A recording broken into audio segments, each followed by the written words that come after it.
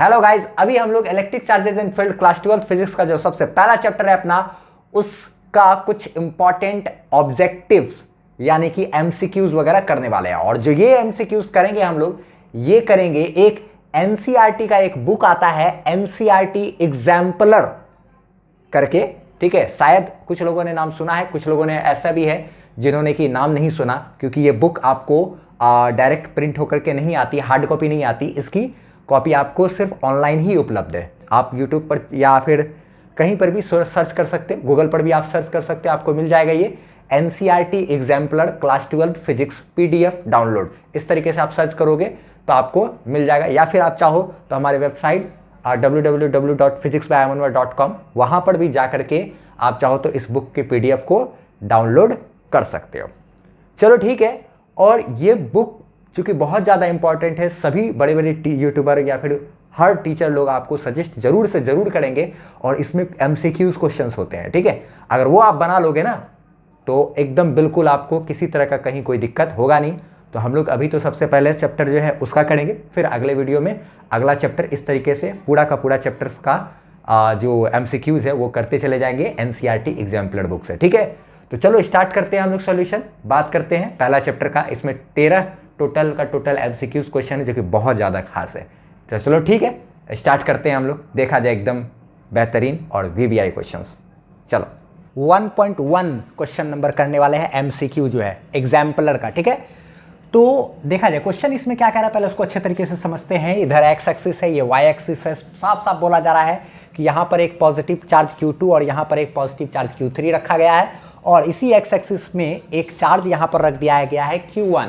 ये पॉजिटिव है या निगेटिव इसके बारे में नहीं बताया गया, बोला गया है कि यहाँ पर रख दिए, और रखने से बाद क्या हो रहा है कि इस पर जो है नेट फोर्स लग रहा है towards the x axis, positive x axis. इसका मतलब डेफिनेटली हम खुद सोच लिए, मेरा दिमाग काम किया कि भाई इस पर जब इधर नेट फोर्स लग रहा है, इसका मतलब ये जो पॉजिटिव है और ये जो पॉजिटिव है, डेफिनेटली ये पॉजिटिव इसको इधर खींच रहा होगा, ये पॉजिटिव इसको इधर खींच रहा होगा, तो रिजल्टेंट फोर्स इस पर इधर लगा होगा, तब ना ये इधर गया। तो इसका मतलब ये जो है, अब हम दिमाग लगा लिए कि ये क्या होगा, डेफिनेटली निगेटिव होगा, तब ना ये भी उसको उधर खींचा, ये भी उसको क्या उधर खींचा, ठीक है। अच्छा, आगे क्या सवाल बोल रहा है कि ठीक है ऐसा तो है भैया, अब हम क्या करते हैं, ये तो कंक्लूजन अपना निकला ना, इस वजह से ना लिखे। उसका सवाल में ये कह रहा है कि अगर इसी एक्स एक्सिस में यहाँ पर यहाँ से एक्स डिस्टेंस पे चले जाओ, जीरो का मतलब वाई एक्सिस में नहीं, सिर्फ एक्स एक्सिस में, यहाँ पर यहाँ से एक्स डिस्टेंस, यहाँ पर ला करके एक पॉजिटिव चार्ज को ला करके प्लस क्यू चार्ज को रख दिए, तो जैसे रखेंगे तो इस पर लगने वाला जो फोर्स है उस पर क्या असर पड़ेगा, ठीक है। क्या वो फोर्स पॉजिटिव एक्स एक्सिस की तरफ बढ़ जाएगा, या फिर पॉजिटिव एक्स एक्सिस की तरफ वो फोर्स घटेगा, या फिर क्या कहते हैं सेल पॉइंट अलोंग द क्या निगेटिव एक्स एक्सिस की तरफ फोर्स लगेगा, या फिर इंक्रीज करेगा, लेकिन इसका जो डायरेक्शन है वो shall increase but the direction changes because of the interaction of the q with इतना इतना इतना, ठीक है। इंक्रीज करेगा उस पर लगने वाला फोर्स, लेकिन डायरेक्शन चेंज करेगा। तो खैर ये सब ढेर सारा ऑप्शन है। तो एक बात जरा से सोचने वाली बात है, क्या ये पॉजिटिव इसको खींच ही रहा है, ये पॉजिटिव इसको खींच ही रहा है, तो इन इसके और इसके वजह से नेट फोर्स इधर तो लगा ही, और ये पॉजिटिव चार्ज भी इसको क्या करेगा, अपनी ओर ही खींचेगा। तो जो नेट फोर्स है वो तो मेरा भाई इस पर लगने वाला नेट फोर्स तो इधर और बढ़ गया ना इसके आने की वजह से। तो क्या आंसर होगा, shall increase along the positive x axis, यानी कि the force acting on this negative charge shall increase towards the positive x axis, क्योंकि ये आया है तो इसको और ताकत से खींचा, ये तो खींचा ही, ये भी खींचा ही, ये भी इसको और ताकत से खींचा। तो आंसर इसका क्या हो गया, ये, ठीक है। स्क्रीनशॉट लेना चाहो तो ले लो। कौन सा 1.2 MCQ1, ठीक है। तो इसमें क्वेश्चन ये कह रहा है कि एकदम सिंपल है क्वेश्चन, कि एक स्फीयर है, कंडक्टिंग स्फीयर है, उसके सामने पॉजिटिव चार्ज ला करके रख दिया गया है। तो बताइए चारों फिगर में से कौन सा फिगर इलेक्ट्रिक फील्ड लाइंस को सही सही रिप्रेजेंट कर रहा है। तो देखा जाए जरा, सबसे पहले यहाँ फिगर देखा जाए, ये कंडक्टिंग स्फीयर है, न्यूट्रल है, कंडक्टिंग स्फीयर है, तो डेफिनेटली इसके पास प्लस माइनस ढेर सारा चार्ज होगा। तो चार्जिंग बाय इंडक्शन में हमने पढ़ा हुआ है कि क्या कि या जो ढेर सारा पॉजिटिव निगेटिव है, तो ये पॉजिटिव चार्ज क्या करेगा, सारे निगेटिव को अपनी ओर यहाँ पर इधर साइड में खींच लेगा, और सारा इसमें जितना भी पॉजिटिव है उसको इधर खींच लेगा। न्यूट्रल ऑब्जेक्ट में तो नंबर ऑफ पॉजिटिव और निगेटिव चार्ज का अमाउंट जो है वो सेम रहता है ना। चलो ठीक है, तो हम लोग जानते हैं पॉजिटिव चार्ज से इलेक्ट्रिक फील्ड लाइन से निकलता है, निगेटिव पे आता है, बात तो ठीक है। उसके बाद फिर क्या होता है, positive charge electric field lines निकालता है, तो बात तो ठीक है यार, ये तो पहला ही फिगर सही सही सटीक बैठ रहा है। और यहाँ पर इलेक्ट्रिक फील्ड लाइंस ये इस तरीके से ऐसे परपेंडिकुलर भी है, कंडक्टर के सरफेस पे इलेक्ट्रिक फील्ड लाइंस परपेंडिकुलर भी होता है। वाह, तो मैच ही कर रहा है, तो डायरेक्ट आंसर ही हो गया ना। बाद बाकी फिगर क्यों गलत है वो भी हम तेजी में बतला देते हैं, ठीक है। ये देखो, ये वाला फिगर में यहाँ पॉजिटिव चार्ज है, यहाँ पे पॉजिटिव निगेटिव ढेर सारा था, तो सारा निगेटिव तो इधर खिंचा गया, सारा पॉजिटिव इधर साइड में आ गया ना, ये न्यूट्रल ऑब्जेक्ट में, तो ये पॉजिटिव से निकला निगेटिव में गया। लेकिन यहाँ जो पॉजिटिव चार्ज है उसके तरफ आ रहा है इलेक्ट्रिक फील्ड लाइन, तो ये तो गलत है ना भाई, पॉजिटिव में इन नहीं ना करता है क्या। ये पॉजिटिव चार्ज क्या करेगा, इसका सारा निगेटिव को उधर खींच लिया और पॉजिटिव को इधर धकेला हुआ है। यहाँ पर बात करें तो सारा निगेटिव तो इधर है, पॉजिटिव साइड में आ गया होगा। अब यहाँ पर ये क्या बता रहा है, यहाँ से निकला, ठीक है, पॉजिटिव से निकला निगेटिव में गया, यहाँ क्या है पॉजिटिव से निकल रहा है। लेकिन यहाँ पे फिगर में गलती है, क्या गलती है भाई, मिस्टेक, वो आप देखो यहाँ पे तो सब 90 डिग्री में इलेक्ट्रिक फील्ड लाइन्स निकल रहा था ऐसे करके, ठीक है। लेकिन ये जो एंगल है ना, ये मेरा theta not equal to 90 degree, और हम लोग जानते हैं कि कंडक्टर के सरफेस पे इलेक्ट्रिक फील्ड लाइन्स हमेशा परपेंडिकुलर होता है, क्योंकि कंडक्टर का सरफेस एक इक्विपोटेंशियल सरफेस होता है। ये सारा चीज़ कॉन्सेप्ट तो हम पढ़ा ही दिए, प्लेलिस्ट से आप पढ़े ही होगे, नहीं पढ़े तो पढ़ो भाई। चलो ठीक है, तो ये चीज़ मेरा आंसर में नहीं होगा। फिर इसका क्या कारण है भाई, यहाँ पर भी इधर निगेटिव इधर क्या पॉजिटिव सेपरेट हो गया, चार्जिंग बाय इंडक्शन में पढ़े होगे, तो ये यहाँ निगेटिव से निकलता हुआ दिखा रहा है, अब पॉजिटिव में इंटर कर रहा है, ये गलत हो गया। आंसर कौन सा है मेरा, ये ए नंबर, यही सिर्फ अच्छे से रिप्रेजेंट कर 1.3, ठीक है। इसमें क्वेश्चन ये कह रहा है कि जो इलेक्ट्रिक फ्लक्स है इन चारों सरफेस में से, ठीक है, वो चौथा वाला फिगर में सबसे ज़्यादा होगा, तीसरा में सबसे ज़्यादा होगा, दूसरा में और तीसरा में सेम, लेकिन चौथा से कम, और क्या कहते हैं सब में बराबर हो गए। ये 4 ऑप्शन है, ठीक है। तो देखा जाए जरा सा इस पर क्या होगा कि हम लोग गॉस लॉ तो पढ़े हैं, गॉस लॉ से हम लोग जानते हैं कि जो फ्लक्स होता है इलेक्ट्रिक फ्लक्स वो होता है अंदर का चार्ज बटे क्या एप्सिलॉन नॉट, बस इतना ही होता है। शेप से कोई लेना देना नहीं है, जो बंद डब्बा है उसके शेप से कोई लेना देना नहीं है, इसलिए चाहे कोई सा भी फिगर हो, सब के अंदर का जो चार्ज है वो तो क्यू ही है ना, तो इस बंद डब्बा से फ्लक्स होगा अंदर का चार्ज, यानी Q by epsilon not, Q by epsilon not, Q by epsilon not, Q by epsilon not, चाहे फिगर मेरा किसी भी शेप का हो उससे फ़र्क नहीं पड़ता है। इसीलिए आंसर हो गया इसका क्या, डी, यानी is the same for all the figures. 1.4, ठीक है। तो इसमें क्वेश्चन क्या कह रहा है, बढ़िया ढंग से समझना है कि ये फिगर है, ये गॉसियन सरफेस है, इसमें अंदर में Q2 और Q4 चार्ज है और बाहर में Q1, Q5 और Q3 है। तो गॉस लॉ का इक्वेशन तो ये है ही, यह तो आप लोग को पता ही है। तो इसमें पूछ रहा है क्या 4 ऑप्शन दिया हुआ है कि पहला ऑप्शन बोल रहा है कि जो इलेक्ट्रिक फील्ड है ना लेफ्ट साइड में, ये वाला, ये इस इक्वेशन के लेफ्ट साइड में, इस इक्वेशन में, उसमें कंट्रीब्यूशन है वो किसका किसका है, ये जो इलेक्ट्रिक फील्ड है वो किसके किसके वजह से है, Q1, Q5 और Q3 के वजह से है। ये बाहर वाले चार्ज की वजह से इलेक्ट्रिक फील्ड है ये।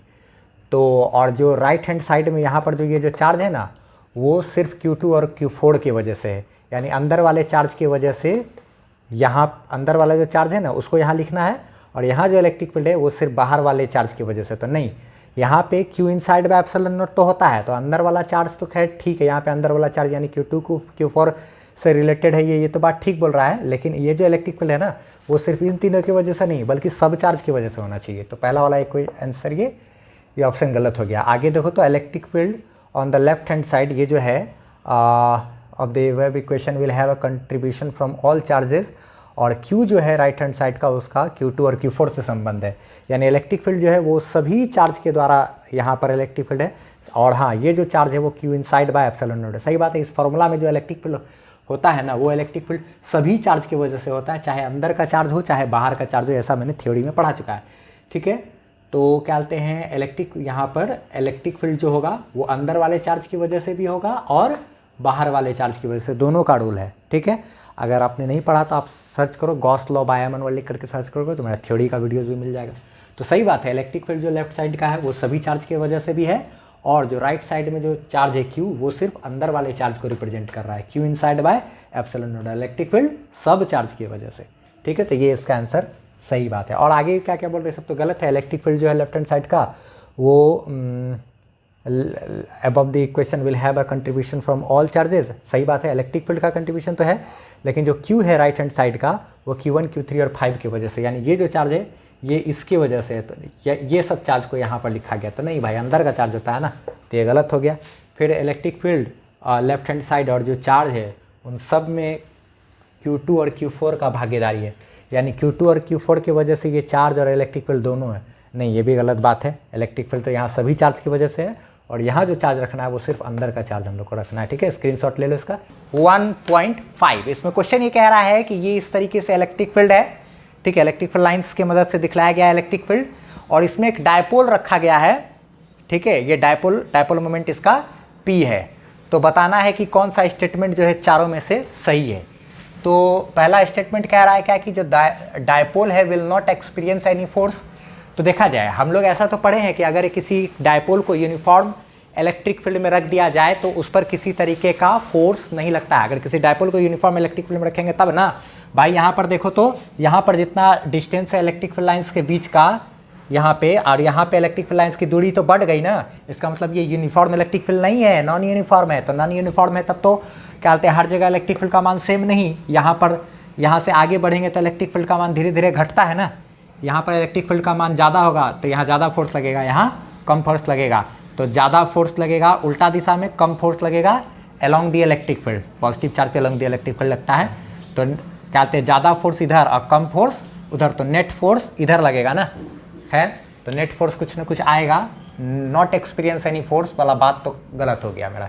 फोर्स लगेगा, नेट फोर्स यहाँ पे कुछ ना कुछ होगा, क्योंकि पॉजिटिव चार्ज पर उधर, निगेटिव पर इधर, और इस पर इधर लगने वाला फोर्स ज़्यादा, क्योंकि ये इलेक्ट्रिक फील्ड इधर है। इलेक्ट्रिक फील्ड के लाइन के आगे बढ़ेंगे तो हमको क्या होता है, इलेक्ट्रिक फील्ड का ताकत घटता है ना। यहाँ से जैसे दूर जाएंगे तो इलेक्ट्रिक फील्ड का ताकत घटेगा, पास आएंगे तो इलेक्ट्रिक फील्ड का ताकत ज़्यादा होगा। The dipole will experience a force towards right side की तरफ इलेक्ट्रिक फोर्स एक्सपीरियंस करेगा, नेट फोर्स नहीं भाई, राइट साइड नहीं, क्योंकि इस पे लगने वाला जो फोर्स है वो प्लस चार्ज पे वो थोड़ा सा लो है, और इस पर जो लगने वाला फोर्स है इधर जो फोर्स है वो हाई है। क्यों ज़्यादा है इस पर लगने वाला, क्योंकि यहाँ पर है ये भाई। और जैसे जैसे आगे बढ़ेंगे तो इलेक्ट्रिक फील्ड का ताकत कम, यहाँ पे इलेक्ट्रिक फील्ड का ताकत कम, यहाँ पे इलेक्ट्रिक फील्ड का ताकत ज़्यादा है ना। अलोंग द इलेक्ट्रिक फील्ड बढ़ने से इलेक्ट्रिक फील्ड का ताकत कम होता है।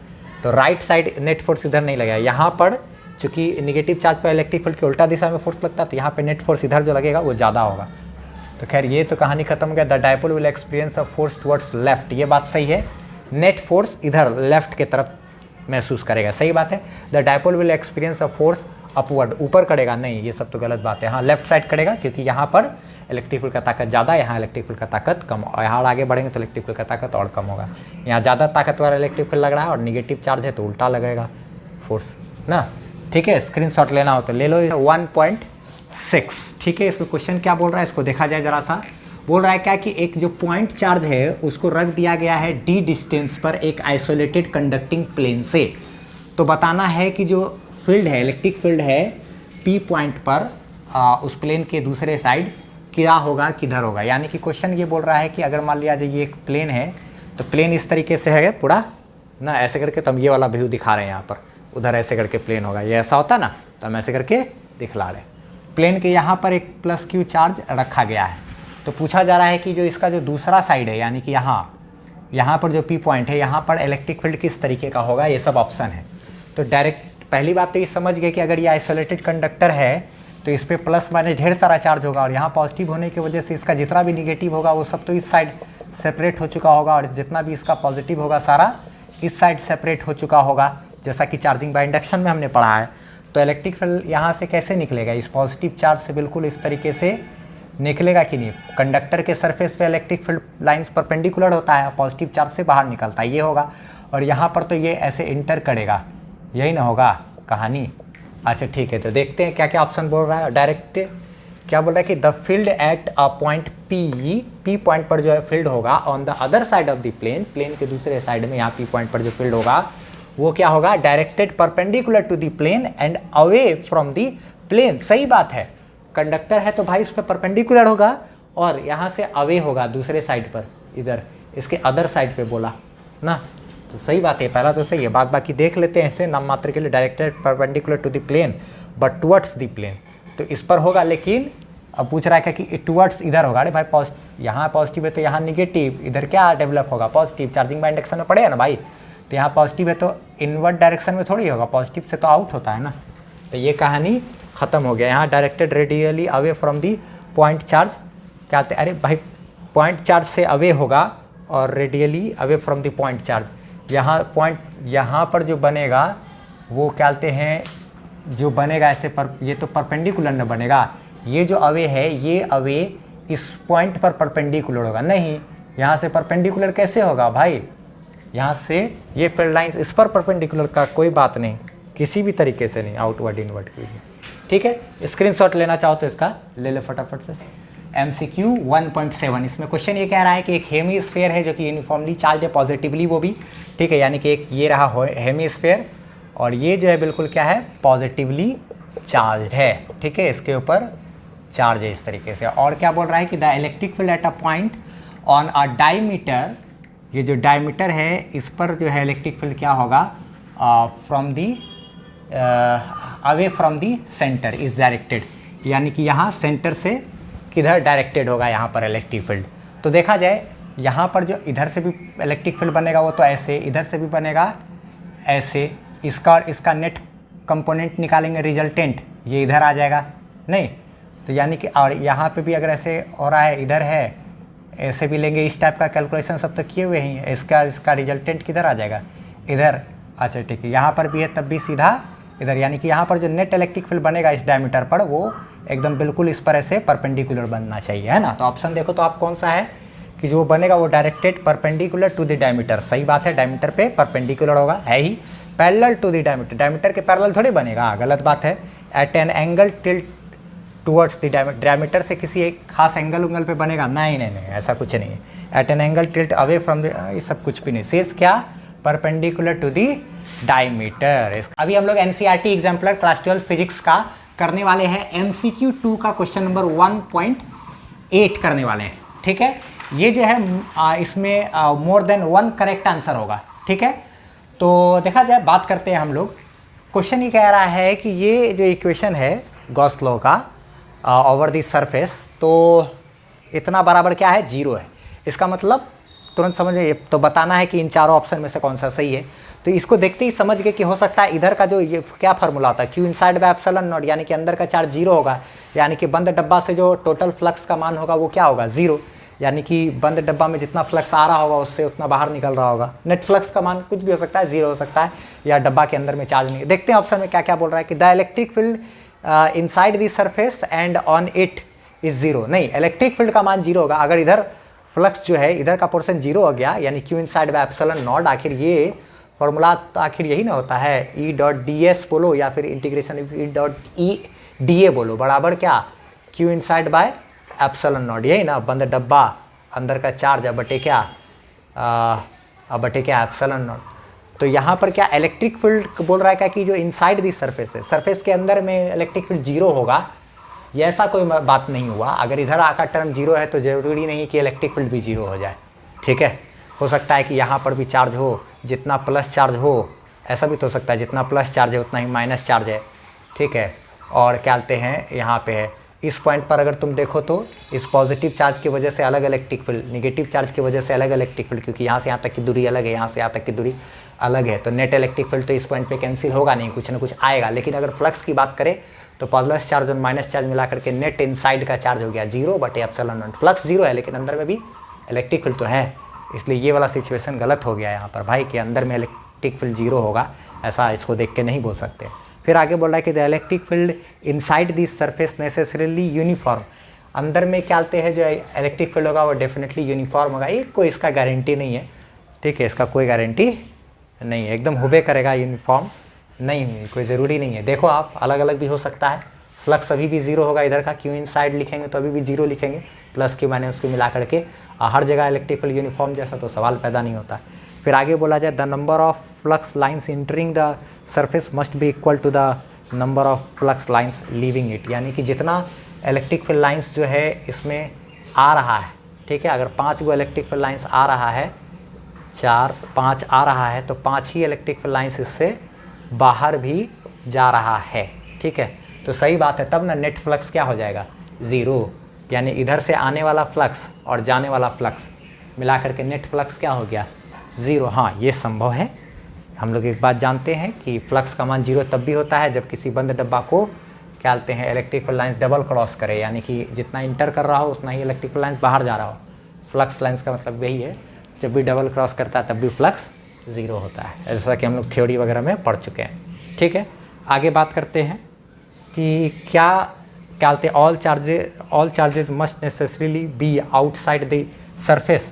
हाँ, ये भी हो सकता है कि जो सारा का सारा चार्जेस है वो बाहर हो। ऐसा भी हो सकता है कि अगर ये कोई बंद डब्बा है, मान लो बंद डब्बा है, इस बंद डब्बा से कोई फ्लक्स नहीं है, इसका अंदर का चार्ज बटे एप्सिलॉन नॉट 0 है, अंदर का चार्ज बटे एप्सिलॉन नॉट, अंदर का चार्ज क्या हो गया, अंदर का चार्ज 0 बटे एप्सिलॉन नॉट बराबर क्या 0। तो इसका मतलब इसके अंदर में नेट चार्ज 0 है, सारा का सारा चार्ज, बाकी सब चार्ज सब कहाँ होगा, प्रेजेंट बाहर में होगा, हो सकता है अंदर में चार्ज नहीं होगा, अंदर में, या फिर नेट चार्ज 0 होगा, ऐसा भी कह सकते हैं। तो ये 0 हो जाएगा। ऐसा हो सकता है कि ऑल चार्जेस कहाँ हो, बाहर में हो ना।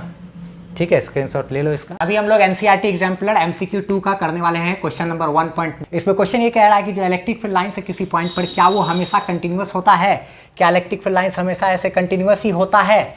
तो एक बात ध्यान दिया जाए, हमेशा कोई ज़रूरी नहीं है कि कंटिन्यूअस ही हो, लगातार चले लाइन, क्योंकि इलेक्ट्रिक फील्ड लाइन्स किसी भी पॉइंट पर जो होता है, कभी किसी पॉइंट पर हो सकता है कहीं से निकल रहा हो, कहीं पे ख़त्म हो रहा हो, तो एक जगह से निकला यहाँ ख़त्म हो गया, इसके बाद आगे तो गया नहीं ना, तो डिसकंटिन्यूअस भी हो सकता है। अच्छा ठीक है, फिर आगे बोल रहा है क्या कि कंटिन्यूअस होता है इलेक्ट्रिक फील्ड लाइन्स अगर रास्ते में कोई चार्ज ना हो। अगर रास्ते में कोई चार्ज ना हो तब तो फिर इलेक्ट्रिक फील्ड लाइन जैसे जा रहा प्लस क्यू से निकला, उधर कोई चार्ज नहीं है तो जा रहा चलता चला जाएगा। हाँ, तब हो सकता है जब कोई रास्ते में चार्ज वार्ज ना मिले तो इलेक्ट्रिक फील्ड लाइन्स कंटिन्यूअस हो सकता है, यानी लगातार जा सकता है, इधर भी जा रहा है।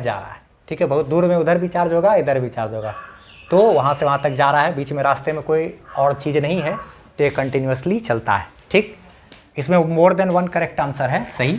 अच्छा ठीक है, डिसकंटिन्यूअस होगा अगर सिर्फ निगेटिव चार्ज मिल जाए तब, तो क्योंकि निगेटिव चार्ज के पास आके इलेक्ट्रिक फील्ड लाइन्स खत्म होता है, बात तो ठीक है, यहाँ पे तो डिसकंटिन्यूअस हो जाएगा, यहाँ पे आया, इसके अब आगे नहीं है इलेक्ट्रिक फील्ड लाइन्स, तो यहीं तक आकर के ये ख़त्म हुआ है, तो डिसकंटिन्यूअस इसके बाद तो होगा, लेकिन सिर्फ निगेटिव में ही होता है, ये बोल रहा है यहाँ पर, ओनली इफ़ देयर इज़ क्या, निगेटिव चार्ज। तो सिर्फ निगेटिव ही नहीं बल्कि पॉजिटिव चार्ज रहेगा तब भी क्या बोलते हैं, डिसकंटिन्यूअस हो सकता है इलेक्ट्रिक फील्ड लाइन्स। डिसकंटिन्यूअस होगा if there is a charge at that point. हाँ, ये क्या कह रहा है पॉइंट कि अगर किसी पॉइंट पर चार्ज है तो वहाँ पर इलेक्ट्रिक फील्ड लाइन डिसकंटिन्यूअस हो सकता है, यानी कि चाहे वो चार्ज पॉजिटिव हो चाहे वो चार्ज निगेटिव हो, ये वो कह रहा है। तो ये बात फिर ठीक है, ये कह रहा है क्या कि सिर्फ निगेटिव होगा तभी डिसकंटिन्यूअस होगा, नहीं निगेटिव ही है यहाँ पर, तो यहाँ पे आके ख़त्म हुआ, बात ठीक है, यहाँ के आगे अब नहीं बढ़ रहा, लेकिन पॉजिटिव के कंडीशन में भी हो सकता है। अगर यह मान लो कोई एक पॉइंट है, ये है P, इसी पॉइंट पर अगर हम बात करें कि इलेक्ट्रिक फील्ड लाइन्स यहाँ पे डिसकंटिन्यूअस है, तो है क्यों, क्योंकि यहाँ से चला इलेक्ट्रिक फील्ड लाइन्स उधर है,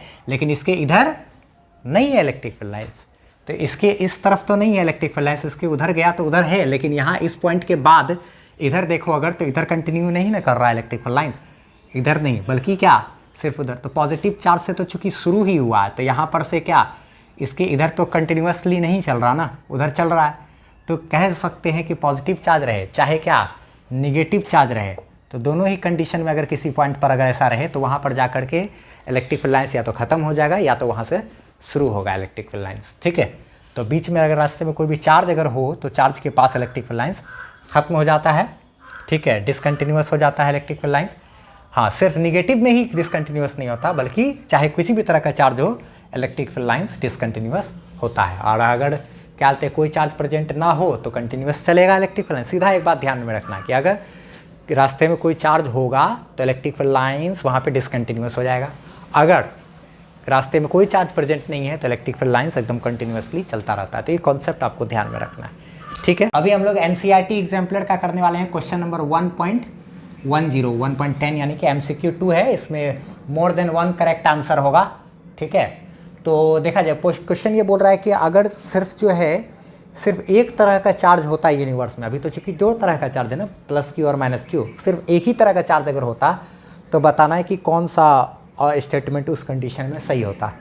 तो ये जो रिलेशन है ना, ये रिलेशन क्या कह रहा है कि जो इलेक्ट्रिक फ्लक्स होगा बंद डब्बा से, वो इलेक्ट्रिक फ्लक्स का मान हमेशा जो है इज़ नॉट इक्वल टू 0 होता, is not equal to 0 on any surface. किसी भी सरफेस पर जो इलेक्ट्रिक फ्लक्स का मान है वो कभी भी 0 नहीं होता। तो अरे भाई ऐसा कैसे हो सकता भाई, अगर कोई बंद डब्बा अगर उसके अंदर में चार्ज नहीं है, बाहर में अगर चार्ज होता तब भी तो क्या हो सकता था कि यहाँ पर जो फ्लक्स है फार्मूला तो यही ना कहता है ई डॉट डी एस या फिर कहे ई डॉट डी ए बराबर क्या, अंदर का चार्ज बटे एप्सिलॉन नॉट। अंदर में चार्ज नहीं है यहाँ पर, तब अंदर में चार्ज नहीं है तो यहाँ पे ये क्या जीरो, तो जीरो का बराबर तो हो सकता था अगर क्या अंदर में चार्ज नहीं हो तो ये क्या बोल रहा है क्या कि integration of E dot D S जो है ये बराबर, ये कभी भी जीरो के बराबर नहीं होगा, किसी भी सरफेस पर जीरो के बराबर नहीं होगा। तो अरे जीरो के बराबर मान लो एक ही तरह का चार्ज है लेकिन प्लस ही है या फिर क्या माइनस ही है, अगर वो डब्बा के बाहर है तब तो इधर वाला टर्म मेरा क्या होगा, जीरो होता ना, क्योंकि अंदर का चार्ज बटे एप्सिलॉन नॉट लिखते हैं ना। तो ये स्टेटमेंट मेरा क्या है, गलत है।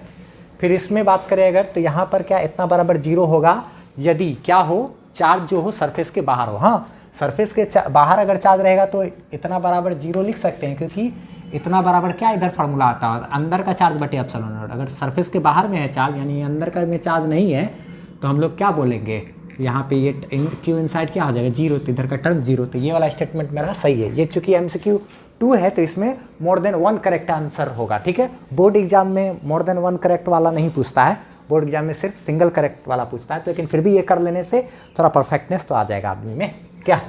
अच्छा ठीक है, दिमाग तो खुलेगा ना अच्छे तरीके से, इसलिए फायदेमंद है।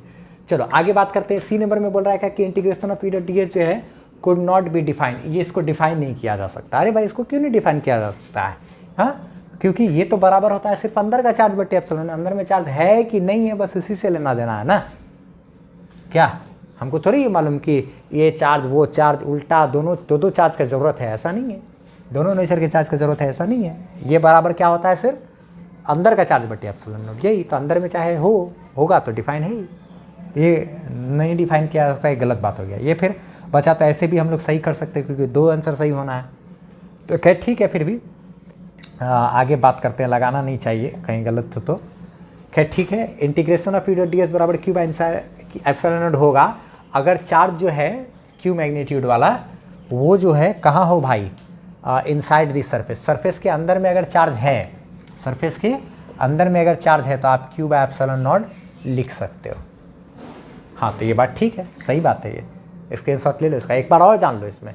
अगर क्या कहते हैं बोला क्या कि चार्ज हो मैग्नेट, अगर एक ही तरह का चार्ज होता है और सिर्फ माइनस क्यू चार्ज होता है तब भी सिर्फ हम लोग इतना लिखते तो सही हो जाता। क्यों, क्योंकि क्या कहते हैं कोई दूसरा तरह का चार्ज तो है नहीं जो कि इसके इफेक्ट को फिर कम करने वाला होगा।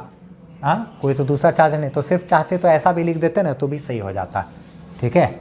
या फिर ऐसे लिखते तो भी सही, या ऐसे लिख देते तो भी सही हो जाता, क्योंकि एक ही तरह का चार्ज है, कोई दूसरा तो है नहीं यहाँ पर जो कि इसको कैंसिल कर देगा, या तो जो कि माइनस क्यू लिखें या फिर प्लस क्यू लिख दे, इस टाइप का तो कुछ है नहीं, एक ही तरह का चार्ज है तो ऐसे भी डायरेक्ट लिख सकते थे।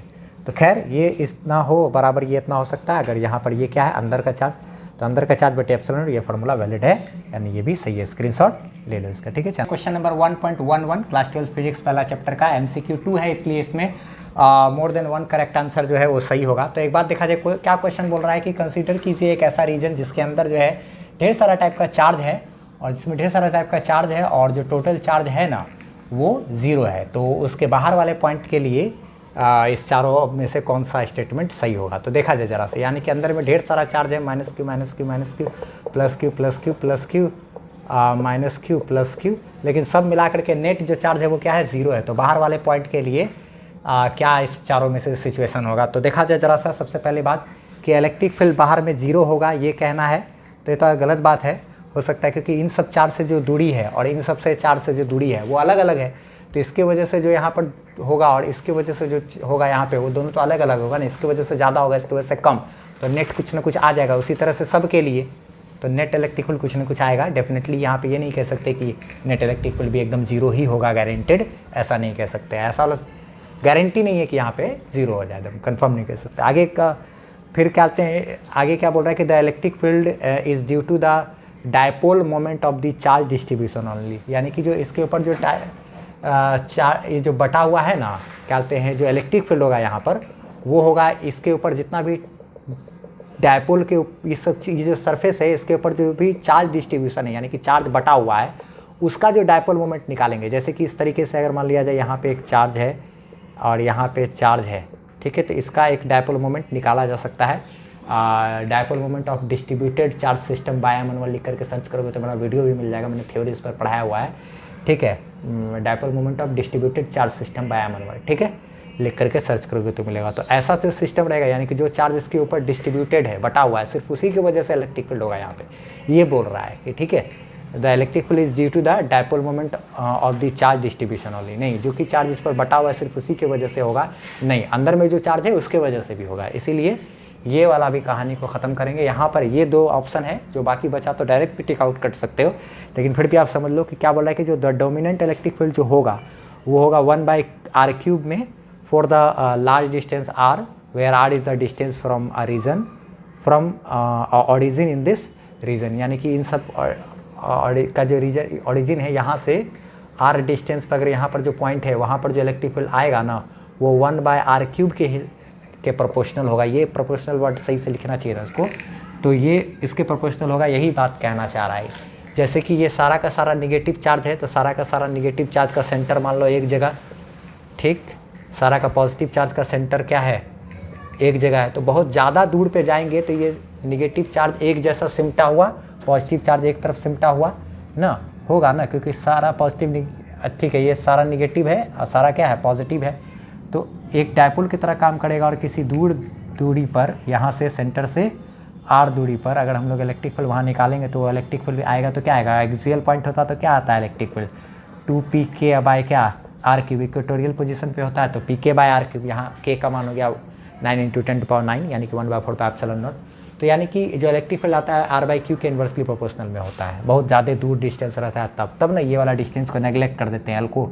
तो डेरिवेशन सब किए होगे ना, क्या कहते हैं, derivation of electric field at axial point of the dipole by M1 लिख के सर्च करोगे तो वो भी वीडियो मेरा मिल जाएगा, ठीक है। तो इसी वजह से ये जो इलेक्ट्रिक फील्ड आएगा वो इसके 1/r³ के प्रोपोर्शनल होगा, ये जो होगा ये क्या होगा ना, तो इसी के टर्म में आएगा। तो ये आंसर इसका हो गया। आगे बोल रहा है कि the work done to move a charge particle along a closed path away from the region, यानी कि अगर यहाँ पर चार्ज को हम लोग ऐसे क्लोज पाथ में ऐसे घुमाएंगे तो जो वर्क डन होगा ना वो वर्क डन वो कितना होगा भाई, 0 होगा। तो हाँ सही बात है, 0 होगा, क्योंकि ये इसके आसपास जो इलेक्ट्रिक फील्ड बन रहा है वो एक कंजर्वेटिव फील्ड है।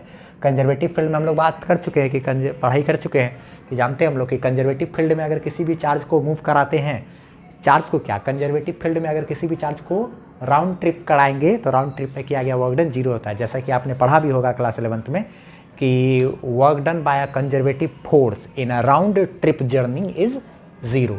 एक कंजर्वेटिव फोर्स के द्वारा किया गया वर्क डन राउंड ट्रिप में क्या होता है, 0 होता है। और आपको कंजर्वेटिव फोर्स नहीं समझ में आ रहा तो आप सर्च करो यूट्यूब पे कंजर्वेटिव फोर्स बाय M1 तो मेरा वीडियो मिल जाएगा। जैसे electric force, magnetic force, gravitational force, buoyancy force, spring force, ये सब कंजर्वेटिव है जिसमें पोटेंशियल एनर्जी लगता है, जिसके एवज में आप अगर कुछ उल्टा करके छोड़ दो तो फिर वो भाग जाए, वो सारा फोर्स सब कंजर्वेटिव फोर्स। इलेक्ट्रिक फील्ड भी कंजर्वेटिव है। इसमें क्या कह रहा है क्वेश्चन, उसको अच्छे तरीके से समझ लेते हैं कि रेफर कर रहा है इस फिगर के अरेंजमेंट के लिए, और इसमें बोल रहा है कि arrangement charges in the figure and a Gaussian surface of radius r with q at the centre. यहाँ पे q चार्ज रखा हुआ है, तो बताना है कि ये r रेडियस वाला गोला है, r रेडियस वाला यहाँ से r दूरी पर यहाँ पे 5q चार्ज रखा हुआ है। तो बताना है क्या क्या 4 ऑप्शन दिया हुआ है। सबसे पहला ऑप्शन क्या कह रहा है कि टोटल फ्लक्स जो होगा through the surface of the sphere वो -q∈0 होगा। सही बात, क्यों सही बात, क्योंकि ये जो गॉसियन सरफेस है उससे टोटल फ्लक्स जो होता है, फ्लक्स का फॉर्मूला क्या है, अंदर का चार्ज बटे एप्सिलॉन नॉट। अंदर का चार्ज क्या है, q, और उसमें क्या जोड़ दो, -2q, टोटल चार्ज बटे क्या, एप्सिलॉन नॉट। तो ये क्या है, -q/ε0। सही बात है कि नहीं। अंदर का चार्ज इतना ही है ना, एगो ये चार्ज है, एगो यहाँ भी चार्ज है क्या। फिर आगे बी नंबर में बोल रहा है कि जो सरफेस पे जो इलेक्ट्रिक फील्ड होगा वो होगा माइनस ये 1/k है ना, यानी कि ये लिखा हुआ है -kq/r², 1/4πε0 को k बोलते हैं। इतना होगा, इतना या ये इतना बोले तो वो तो तभी होता जब सिर्फ सेंटर पे q चार्ज होता और -q होता, तब ना सरफेस पे उतना इलेक्ट्रिक फील्ड होता किसी भी पॉइंट पे, तब ना यहाँ से q से r दूरी पर kq/r², या सरफेस के ऊपर टोटल q चार्ज होता तब भी kq/r², या सेंटर पे -q चार्ज होता तब नहीं इससे r दूरी पे यहाँ क्या -kq/r²। तो इसकी वजह से यहाँ तक का सरफेस का जो दूरी है और यहाँ से जो सरफेस का दूरी है तो वो अलग है ना।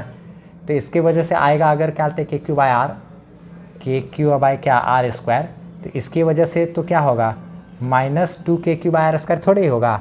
यहाँ से यहाँ तक की जो दूरी होगी वो तो r से अलग है ना भाई।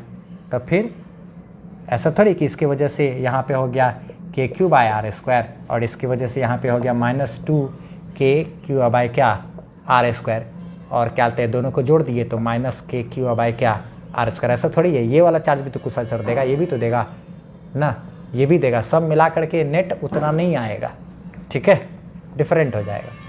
तो ये भी ऑप्शन हो गया गलत, ये तो गलत है। Flux through the surface of sphere due to 5q is 0। हाँ, ये जो स्फीयर है इससे जो फ्लक्स होगा वो 5q की वजह से 0 होगा, यानी 5q की वजह से इसमें कोई फ्लक्स नहीं होगा। क्यों? क्योंकि बंद डब्बा में जो फ्लक्स होता है, गॉसियन सरफेस में जो फ्लक्स होता है वो सिर्फ अंदर वाले चार्ज की वजह से होता है ना, बाहर वाले चार्ज की वजह से थोड़े होता है।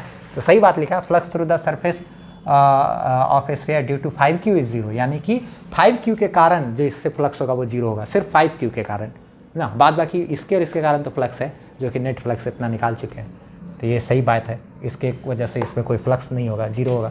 Field on the surface of the sphere due to -2q is same everywhere, यानी कि -2q की वजह से जो स्फीयर के यानी कि गॉसियन सरफेस के हर एक पॉइंट पे सेम इलेक्ट्रिक फील्ड बढ़ेगा। नहीं, यहाँ से यहाँ तक की दूरी अलग, यहाँ से यहाँ तक की दूरी अलग, यहाँ से यहाँ तक की दूरी अलग, यहाँ से यहाँ तक की दूरी अलग, तो अलग अलग पॉइंट की दूरी अलग अलग है, तो इसकी वजह से सरफेस के हर एक पॉइंट पे सेम इलेक्ट्रिक फील्ड कैसे बन सकता है? तो ये वाला पॉइंट भी मेरा गलत हो गया, स्क्रीनशॉट। इसमें क्वेश्चन क्या कह रहा है कि एक पॉजिटिव चार्ज है कैपिटल Q, इसको यहाँ पे डिस्ट्रीब्यूट कर दिया गया है और स्मॉल q चार्ज को यहाँ सेंटर पे रखा गया है। ये ऐसे फालतू है, ये r रेडियस वाला है, बिना मतलब का दे दिया। खैर क्वेश्चन इसमें ऑप्शन बोल रहा है कि चारों में से कौन सा इसमें सही होगा। ये एक रिंग है ना, ये इस तरीके से, ये ऐसा क्या है, रिंग है, और यहाँ पर चार्ज रखा हुआ है इसके सेंटर पे, यहाँ पे, ठीक है।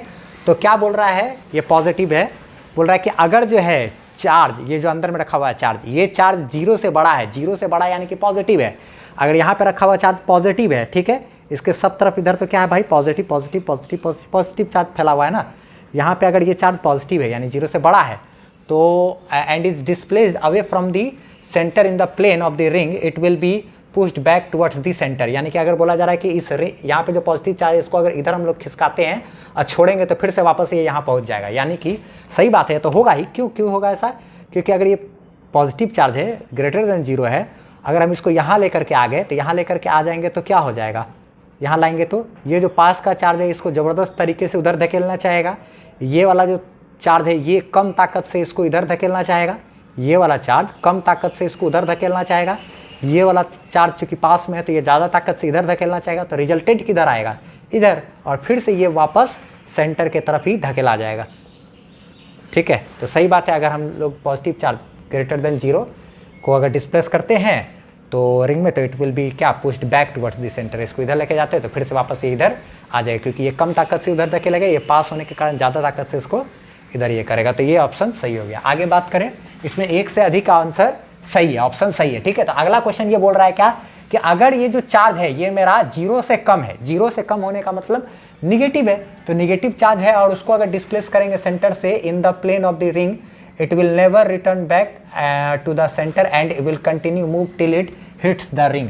तो सही बात है, अगर क्या कहते हैं यहाँ पे ये कोई निगेटिव चार्ज है, यानी कि लेस देन 0 मतलब 0 से छोटा यानी कि निगेटिव, इसको अगर आप खिसकाओगे और यहाँ पे लेके आओगे तो ये क्या होगा, ये ज़्यादा ताकत से इसको इधर खींचेगा, ये कम ताकत से इसको अपनी ओर खींचेगा। तो जो ज़्यादा ताकत से खींच रहा है तो ये क्या हो जाएगा, उधर ही भाग जाएगा ना, और तब तक जाएगा जब तक ये रिंग से टकरा ना जाए। सही बात है, सही बात है, तो ये भी ऑप्शन सही हो गया। आगे पढ़ो, तो अगर जो है Q का मान 0 से छोटा है, Q का मान 0 से क्या है, छोटा यानी कि निगेटिव है, तो it will perform SHM for a small displacement along the axis. यानी कि अगर यहाँ पर ये जो पॉजिटिव चार्ज इसके ऊपर फैला हुआ और यहाँ पर जो निगेटिव चार्ज है, अगर इस निगेटिव चार्ज को हम इसके एक्सिस के तरफ अगर इधर हल्का सा भी अगर यहाँ लेकर के जाते हैं, छोड़ देंगे, तो फिर से ये ऐसे ऐसे ऐसे ऐसे ऐसे ऐसे परफॉर्म करेगा SHM। सही बात है, करेगा, काहे करेगा भाई, तो यहाँ पर क्या है, पॉजिटिव चार्ज है ना, इस पर क्या पॉजिटिव, तो यहाँ पे सेंटर पे क्या है, निगेटिव चार्ज, तो ये भी खींचना चाह रहा है, ये भी खींचना चाह रहा है, खींचना चाह रहा है, सब खींचना चाह रहा है, ये इधर भी खींचना चाह रहा है, इसको ऊपर भी खींचना जा रहा है, तो इधर भी खींचा जा रहा है, इधर भी खींचने का फोर्स लग रहा है, तो ये बीच में है बेचारा। अगर हम इसको इधर आगे लेकर के जाएंगे, तो जैसे ही लेकर के जाएंगे आगे तो क्या होगा, यहाँ लेकर के आगे तो क्या होगा, यहाँ का पॉजिटिव चार्ज इसको अपनी ओर खींचेगा, यहाँ का पॉजिटिव इसको अपनी ओर खींचेगा, नहीं, यहाँ लेकर के इसको एक्सिस के तरफ लेके चले गए, तो यहाँ का पॉजिटिव भी खींचा, ये यहाँ का पॉजिटिव इसको खींचा, तो फिर से ये वापस इधर आएगा, और इधर आते समय रफ्तार चूँकि बढ़ जाएगा तो स्पीड की वजह से ये फिर आगे निकल जाएगा। जब यहाँ आ जाएगा तो फिर इस सारा पॉजिटिव इसको उधर खींचेगा वापस, तो फिर ये वापस जाएगा, फिर रफ्तार की वजह से आगे, तो आगे पीछे ये करता रहेगा, ठीक है। तो SHM परफॉर्म करेगा सिंपल हार्मोनिक मोशन, सही बात है। फिर आगे क्या बोल रहा है कि Q at the centre of the ring is in an stable unstable equilibrium with in the plane of the ring for Q is greater than क्या 0, यानी कि अगर 0 से बड़ा हो चार्ज, यानी कि पॉजिटिव चार्ज हो, तो उसके लिए ये एक अनस्टेबल इक्विलिब्रियम में है। हाँ है, क्यों है अनस्टेबल इक्विलिब्रियम में? देखो आप सोचोगे क्या कि अरे भाई ये तो अनस्टेबल है, क्यों है भाई? आप ऐसा सोचोगे कि ये पॉजिटिव चार्ज अगर है तो इस पॉजिटिव को अगर हम इधर लेकर के जाते हैं, छोड़ते हैं, तो फिर से ये वापस से आ जाता है, क्योंकि ये ज़्यादा ताकत से धकेल रहा है, इधर का पॉजिटिव चार्ज कम ताकत से इसको धकेलना चाह रहा है उधर, और ये ज़्यादा ताकत से इधर, तो इसको अगर इधर खिसकाते हैं तो छोड़ने का फिर से आ जा रहा है, जैसा कि पहला पॉइंट में है। इसको इधर लेकर के जाते छोड़ते हैं, फिर यहाँ आ जाता है, इसको यहाँ लेके जाते छोड़ते हैं, फिर यहाँ आ जाता है, तो स्टेबल इक्विलिब्रियम हुआ। क्योंकि स्टेबल इक्विलिब्रियम का तो मतलब यही है ना कि जब आप खिसकाओ भी ना, छोड़ो तो फिर से वापस उसी जगह पे आ जाए, यही ना स्टेबल इक्विलिब्रियम का पोजीशन का मतलब होता है। जैसे कि सरफेस पे ये पेन है, इसको यहाँ उठाए, छोड़े, फिर वापस वहीं आ गया, तो यहाँ पे जब है तब ये स्टेबल इक्विलिब्रियम पोजीशन है। तो आप ये क्यों नहीं सोच रहे हो कि अगर ये पॉजिटिव चार्ज है और इधर रिंग के ऊपर सारा पॉजिटिव है, अगर इसी पॉजिटिव चार्ज को तुम इधर डिस्प्लेस करो, तो जैसे ही अगर इसको रिंग से इधर हल्का सा भी डिस्प्लेस करोगे तो क्या ये वापस आएगा? नहीं, क्योंकि ये सारा पॉजिटिव इसको उधर ही धक्का मारेगा, यहाँ का पॉजिटिव उधर धक्का मारेगा, उधर ही धक्का मारेगा, उधर ही धक्का देगा, तो ये उधर फेंका जाएगा, क्या वापस नहीं आएगा। अगर इसको इधर डिस्प्लेस करते तो वापस आया, लेकिन इधर डिस्प्लेस किए तो फेंका जाएगा, ये रिपेल करेगा। तो अनस्टेबल इक्विलिब्रियम हुआ ना भाई। स्क्रीनशॉट लेना चाहो तो ले लो उसका। तो उम्मीद करते हैं गाइज आप लोगों को ये सारा सॉल्यूशंस वगैरह सब कुछ समझ में आया होगा। इसमें जितने भी मैंने 13 के 13 ऑब्जेक्टिव क्वेश्चंस MCQs वगैरह कराए हैं, ठीक है, ये हो सकता है कि आपको इसी साल जो बोर्ड एग्जाम होगा उसमें आपको पूछ दे, इसलिए इसको बढ़िया ढंग से आपको करके जाना है, ठीक है। और एक बात ध्यान रखना, अगर ये सॉल्यूशन वगैरह सब कुछ सारा वीडियोस वगैरह पसंद आया हो तो इसको लाइक जरूर कर देना, और चैनल पे अगर नए हो तो इसको सब्सक्राइब करना, और पुराने हो तो इसको शेयर जरूर करना। Bye bye, best of luck.